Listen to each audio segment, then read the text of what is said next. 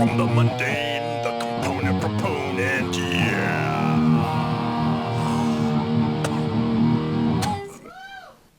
Hey, Chaz Marler here, and welcome to another installment of The Component Proponent, the series where we take a look at upgrades and enhancements for board games in order to increase our immersion in the gaming experience and just have fun.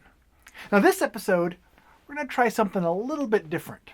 I recently had the idea to take a single game and discuss as many different upgrades for it as possible. Really just trick it out.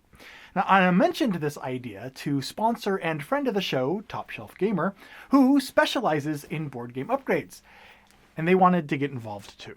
So, in fact, Top Shelf Gamer went so far as to provide the upgrades that we'll be looking at in this very video. So, yeah, that was pretty awesome of them. So let's get started.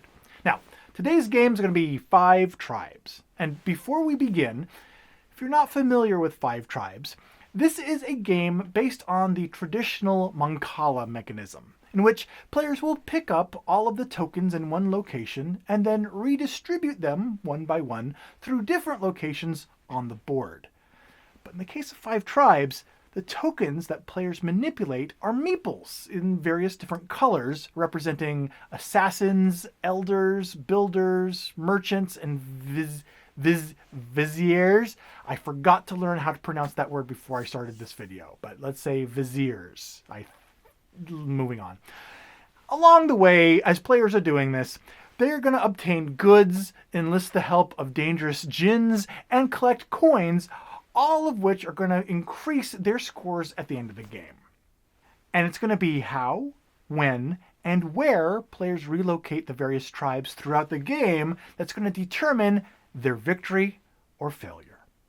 Now, Five Tribes is a game that I've been able to share with both experienced and brand new gamers at home with family and in a gamer get-together environment. It's its accessibility and longevity that makes it a great candidate for this overboard component overhaul. And that's why I picked Five Tribes today. Now that we've had a refresher on how the game works, let's take a look at some of the ideas for component upgrades for it. Let's start with one of the better known issues with the game, the slave cards that were included with the older editions of Five Tribes. Now, while the presence of slaves is, I guess, technically compatible with the game's theme, many, understandably, saw the presence of slaves, complete with shackles, to be culturally insensitive. Now, unfortunately, Days of Wonder replaced the slaves with fakirs in later versions. However, for those who have the original version of the cards and would like to replace them, Days of Wonder has made an upgrade pack of Fakir cards available. So, that right there is why the Fakir replacement cards start off our list right at the beginning. It's not necessarily an aesthetic upgrade, but, it's more of one to prevent needing to have an awkward conversation with your sister-in-law's new boyfriend when you break out the game over Thanksgiving dinner. And once your game is full of cards that you can now play with confidence, the next logical step is to protect them. Which brings us to standard game upgrade number 2, card sleeves. Now, admittedly, while card sleeves are not necessarily the most sexy upgrade, they are a practical one. And Five Tribes includes 2 different sizes of cards to protect. A card sleeve that will fit the small market cards is the Mayday 45mm by 68mm sleeves. And during my testing, I discovered that Mayday 80mm square sleeves will not only fit the larger square djinn cards, but they'll actually also hold the tiles themselves. However, it can be a really snug fit. Also note that if you want to sleeve all the djinn cards and those location tiles, you're going to need an additional pack of those square sleeves. Otherwise, while accumulating all of my components for this upgrade, I was pleasantly surprised to discover a package with all of these sleeves that you'll need to protect your game's cards, all bundled together in one little bundle together. So that was pretty convenient and a lot easier to work with than to say. Alright, now, with all of those utilitarian upgrades out of the way, now we can start moving on to the upgrades that are a bit more sultry. For upgrade number 3, let's turn our attention to the bag that's used to store and draw meeples from. Now, the bag that's included with the game is fine, but the material, it's a little thin. You know, it's a standard quality entry-level bag that's going to be packaged with your average board game. But, given the chance, I opted to upgrade it to a nice black velvet number with a silky smooth red interior. Now, in addition to being a bag that will impress your friends and confound your enemies, I found its construction to be a bit more substantial than that of the original bag that comes with the game. Look at that bag! Is he a famous magician? Nope. Just a fan of component upgrades. Next up, let's talk about some options for the scoring coins that are included with the game. Now, if it's a game that includes coins, well then you know that I'm not going to be able to keep well enough alone. Now, there were several different coin sets available for me to choose from when upgrading 5 tribes, and each one featured a different theme. And the set that I eventually selected was one that had a very low-tech, ancient feel to them. Now, upgrading the coins for 5 tribes is actually a tricky proposition, because the coins included in the game all have the same back, which allows hidden scoring. And if you upgrade them to metal coins, well, you're gonna lose that simple method of hiding your score. So, replacing the coins may be a component upgrade that you want to consider carefully before taking the plunge and investing in it. But if you do, and you want to retain a hidden scoring option still, well, you know, coins could always be kept hidden behind a makeshift screen, kept in a fancy little bag, or some other kind of container. To me, that opportunity to incorporate heavy, metal, clinking coins into this particular game was more than worth that trade-off. Now, once you start replacing and adding new components to your game, you're going to need a way to easily store them all. Which brings us to the cornerstone of any board game upgrade, the insert. Now, admittedly, I have never been a super motivated go out and get an insert type guy. I will typically just store a game's components in various Ziploc bags and be done with it. However, I do appreciate the presence of an insert, especially when it helps reduce a game's setup time.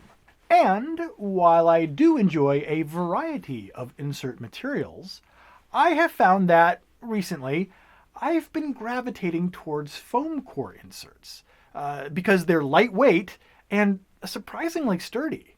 So the 5 tribes insert that I selected for my component upgrade is the one manufactured by Insert Here. This insert is designed to hold all the various cards and tiled, and it also holds them sleeved, though they may be a snug fit sometimes that way. Additionally, this particular insert is designed to also be able to hold the Artisans and Thieves of Nakala expansions, which, to prove my point, I suppose I'm just going to have to go out and get copies of in order to eventually show you. No, I'll do it. I don't mind the sacrifice. It's for education. All right. Now, up to this point, we've taken a look at upgrading the components used to play and store the game. For our final item, let's take a look at upgrading the very surface that you play the game on. I present to you the piece de resistance, my favorite 5 tribes upgrade. You know what? I'm picking it up for this one. The modular solid wood birch game board. This thing is cool. This board comes in 6 easy-to-assemble puzzle-cut pieces. It's designed to hold all the tiles, all the market cards, the gins, and the turn order placards all in place, so they won't bloody slide around the table while you're playing the game. I don't know about you, but I spend just about as much time rearranging the tiles that I've accidentally knocked askew while I play this game as I do actually playing this game. For me, discovering this option to lock down the tiles made my week. This particular frame is also designed to work along with the expansions and incorporates the dice faces that are used for the solo play rules. Another spiffy little feature of this frame is that the gin and market cards sit at a slight slant, making them a lot easier to pick up. Anyone who has spent an afternoon scraping a playing card across their kitchen table by their fingernails trying in vain to pick it up will appreciate that. The board itself is made up of 2 layers of wood. The bottom layer is a 1/4 inch Baltic birch, and the top layer is an 1/8 of an inch of Baltic birch. And when you're all done, the entire board breaks down into 6 pieces for easy storage. Now, the board comes sanded, but unstained, and I am seriously considering staining my frame a nice deep walnut. Or perhaps a neon green spray paint. I really can't decide, but either way, this frame is still completely usable, even in its default unstained state. So there you go, everyone. 6 component upgrade ideas for 5 tribes. Did I miss any? Is there something you have done to upgrade 5 tribes that I missed? If so, let me know in the comments below. If 5 tribes is a game that you enjoy, well, hopefully these suggestions will help you enjoy it all that much more. And stay tuned, because there's more component upgrade videos already in the works. And in the meantime, if there's a component upgrade out there that you think is going to be worth talking about, let me know, either in the comments below or at components@paradise.com. I welcome your suggestions. I may even feature them in an upcoming episode.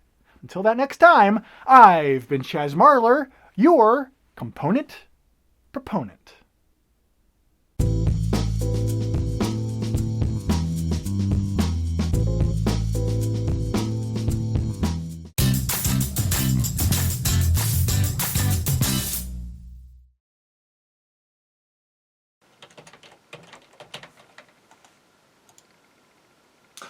Oh, it's pronounced Fakirs. I'm glad I looked that up.